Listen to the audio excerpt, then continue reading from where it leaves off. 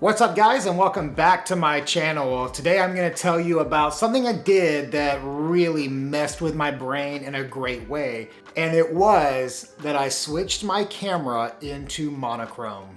Just recently, I took my family on a spring break down to Los Angeles from here in the Bay Area. We went to Universal Studios to visit Super Mario World, which was like freaking magic. It was so cool. The 1980s and 90s kid in me was like thrilled to be in I think it's Super Nintendo World. Yeah, I'm gonna call it Mario Land because that's what it was to me. And then the next day we took the family to Disney. Now this was a huge surprise for our kids. They didn't know anything. They thought we were going to LA for a photo shoot. And then my 5-year-old and 8-year-old had like the best days in Universal and at Disney. And I was debating about what I wanted to take to capture family moments. Do I take my Q or do I take my M? Now I feel like the M is really fun for street style shooting. And if you're people watching around Disney or Universal, it could be pretty fun to just take the M, throw it in zone focusing and see what you get. But because I wanted to capture my kids having a great day and doing all the fun things there are to do in Universal and Disney, I took my Leica Q2. Now Leica recently released the M11 Monochrom, and what a beast of a camera. I got to try it up at the Leica store in San Francisco, and if you are a monochrome shooter, I don't think it gets any better than that. Now I will admit,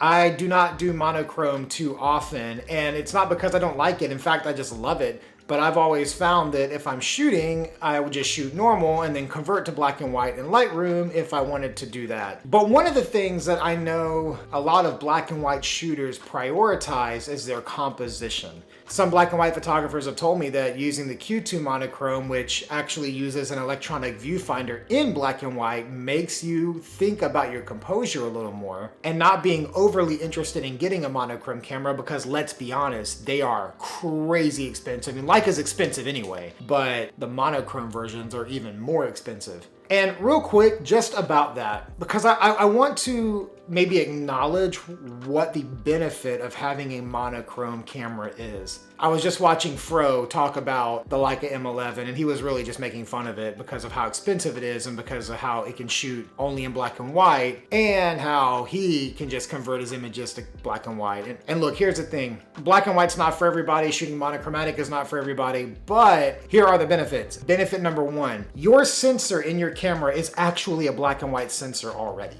The sensor captures contrast and it captures light, until they add what's called a Bayer filter. Think of it just like any filter you'd put on your lens, but it's a filter that goes on the sensor. And when they add that filter, what it does is it converts that into RGB. So every pixel now can read an R, a G, or a B, which make all the colors, and boom, you have a color sensor. So what the Leica M monochrome or the Q monochrome cameras do, they simply just don't include that Bayer filter on the sensor. So what do you get in return for that? Well, first thing you get is more light because there's less things the light has to go through, so it goes directly to the sensor. So you're gonna get more light on the sensor than you would on a colored sensor, which is why they say the black and white cameras can like see in the dark. This M11 goes up to 200,000 ISO. That's incredible. I can't even wrap my mind around it. The second thing is because that filter is not there, the sensor can actually create a sharper image. There's less things in the way, so the image is going to be sharper. So while I'm shooting a normal Leica Q2, what I did was focus on the composition piece. Now I can't physically take the Bayer filter off this camera. I mean, I suppose somebody could, but I can't. And therefore it is a color camera, but what if I could think in black and white like my monochromatic shooting brothers and sisters do? So rather than just shooting raw the entire time I'm in Disney and Universal, I actually shot raw plus JPEG, and I made the JPEG high contrast monochrome in the body and thought, let's give it a try. What this did was it made me compose in black and white, even though I was shooting in raw color and black and white JPEGs. And here's what I learned, because that's what this video is all about. What did I learn composing in black and white? The first thing I learned is that when you're composing in black and white, you actually think about negative space more than if you do in color. And maybe when I say you, I'm not talking about you, I'm talking about me. I thought about negative space a lot more composing in black and white than I ever have in color. As someone who is really into color and color grading and creating my looks and presets and really dialing in my own style, as someone who does that, I tend to see the style I'm gonna color grade with when I'm shooting in color, whether it's on my Leica Q2 or my Leica M10R or my Sony, whatever I'm using, I tend to see the way it's going to look at the end. And oftentimes I use negative space with gradients and radials and that kind of stuff. Well, when I'm shooting black and white JPEG, I'm not planning to edit. I'm planning to just have what it gives me. Now I know you can edit the black and white monochrome files and you can even edit black and white JPEGs, but this test for me was to just shoot, compose in black and white and see how it affects my ability to take photos and see things. So again, it made me think more about negative space. It also felt more artistic to shoot in black and white. Like I felt more like my photos were meant to create a piece of art rather than capture a moment. And that could be because when I see black and white photos, they are a detachment from reality. Reality is color. You look everywhere, you see color. That's our reality, but black and white is a detachment from reality. A lot of times we think black and white is nostalgia, and it is, but really it represents a movement from the spectrum of realism into something a little more abstract and foreign. There's this term called the uncanny valley. It's like the uncomfortable feeling you get when you see something that's kind of human but not. I wouldn't say black and white is like in the uncanny valley, but I will say that black and white, it just is a departure from reality in a way that makes your brain feel the same as when you go to, say, a museum and you see paintings on the wall. You know they are a detachment from reality, but they represent something tangibly real. It's a physical painting in front of you. There's something beautiful about that, and I feel like black and white brought out some of that artistry within me. The last thing that black and white did for me as I was reviewing my photos was it actually made me think less about posting and more about printing. And that could be connected to the artistry piece. But as I was looking through my black and white JPEGs, I thought to myself, you know what? I really want to get a print of this. I don't always say that on just everyday photos I shoot in color. In fact, I do get prints made. I get prints made of landscapes or moments that really matter to me. But as I was going through my black and white JPEGs, I was like, man, like I kind of want to print this one or print these or print this set. I should get a little photo book made. It actually made me want to hold them. Like I can't wrap my mind around why, other than the fact of what I said before, that it felt more artistic. But I really just felt like it made me want to print my photos more. And that is kind of special if that brings out that within me as someone who takes thousands of photos a month. But let me show you a single example of what I'm talking about. Just one photo captured all three of these things for me. So I'm gonna show it to you. Let's take a look. Okay, what you're looking at here on the right is the DNG file, the raw file. On the left is simply the high contrast monochrome setting inside of the Q2. Straight out the camera, this is what it looks like. Now this moment was kind of special because my daughter was just twirling and dancing in this space in the morning. The park wasn't really full yet and we were just waiting for a few minutes, and my daughter is just like, she's really into dance and she's twirling and doing her little ballerina moves, and I just snapped a few photos in that moment. But let me show you the things that I was looking at. First, I was looking at the negative space. This bottom half, while it has shadows, is full of negative space. It's just shadows. For a reason I can't really articulate and explain, the color version doesn't get me as excited as the black and white version. The black and white, I feel like, overemphasizes the negative space.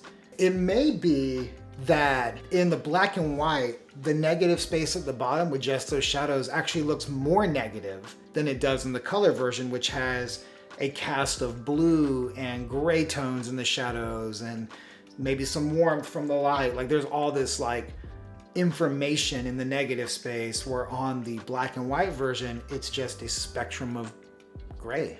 Back to the artist piece, my daughter and her twirling around had crazy hair flying. I mean, you can tell she's really moving fast. So I had the shutter pretty high here, and she's just twirling around. Her hair is crazy. And in black and white, it just feels really special in this moment. Don't misunderstand, like the color version is pretty cool too, but that black and white just, I don't know, it just feels very abstract. I think that's the word I'm looking for. It feels like an abstract, and the color version just doesn't feel that way. And after I took this photo and I took a peek at it on the back of my LCD, I immediately opened up the Leica Photos app and downloaded it and posted it because I was so proud of this moment. And it's got to be printed. I'm going to get this printed. It's going to get a white mat around it with a black frame, and I'm going to put it on my wall because this moment is just so precious and so cute. And you know what? Maybe as a dad, I'm overthinking this, or I'm overzealous about what this photo means to me. But in this black and white version of it, it has just really inspired me. Now, I mentioned before that this is black and white in camera. Let me show you what it would look like if I threw black and white on it. Let's take the color version, and I'm gonna put on just a little sneak peek of the next offering that you'll find on verygoodpresets.com. This new preset will be out around the end of May because it has to be tested a little more. And here's what they're called. They're called Jupiter Mono for monochromatic and Jupiter RGB for Jupiter color. By the way, I'm looking for some beta testers, and so if you want an early preview of these presets and you're willing to give me some feedback on them, I will totally give them to you for free, but you gotta sign up. There's a link in this video description right below to become a beta tester for verygoodpresets.com for the Jupiter pack. All right, enough about that. Let's throw on Jupiter Mono. You can already see that the raw file is a little more contrasty because the preset I'm making is a bit higher contrast than even the in-body high contrast monochrome setting in the Q2. I think for this photo, I would lower the contrast a little bit and at the same time push the highlights some. Now, if you look at these two photos here, the Jupiter Mono is pretty close in the black and white style of the Leica M-body black and white. And that's kind of intentional, but again, we're gonna cover the Jupiter preset in like a month. So we'll table all that. But you can see that like this photo, whether it's a edited black and white or it's the in camera, is pretty special. At least to me. It's special to me. It doesn't have to be special to you. And I understand she's not your kid, but it's very special to me.